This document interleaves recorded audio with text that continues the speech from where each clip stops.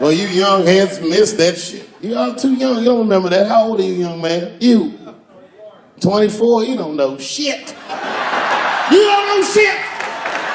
You gotta Google shit that I lived through. See, this is why I lock motherfuckers' phones up. Seriously. Because the young kids, you guys, look, you need to take a break from that. We all need to break just from that technology, just for a minute.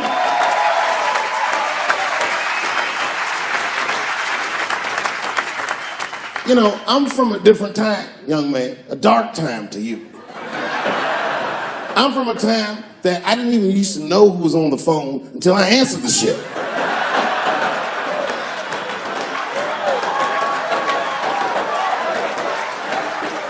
Like when tragedy used to strike. I remember I was 12 years old and the teacher wheeled the television set into the classroom. You know these things?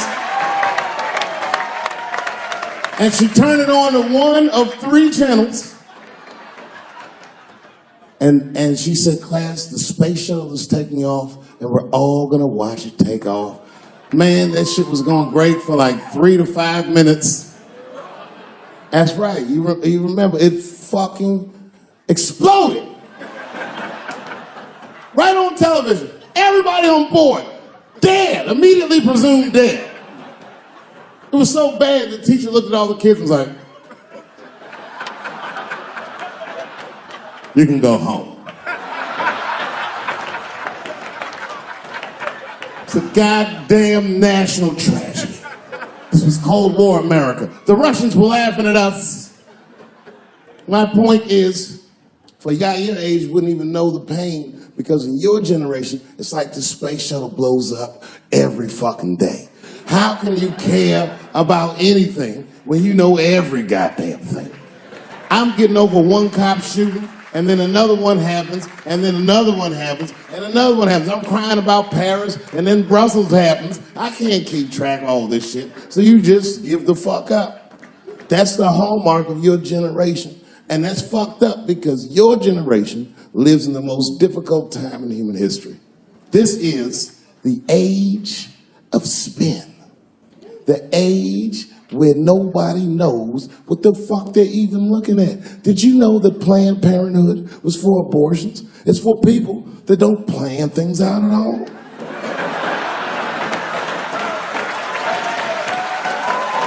That's right. So a guy your age doesn't really know how he feels. Are you pro-choice? Are you anti-consequences? What does it all really mean? It's easier not to care for you. But for us, we were trained to care.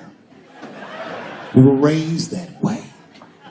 I used to watch a fucking cartoon when I was growing up called The Care Bears.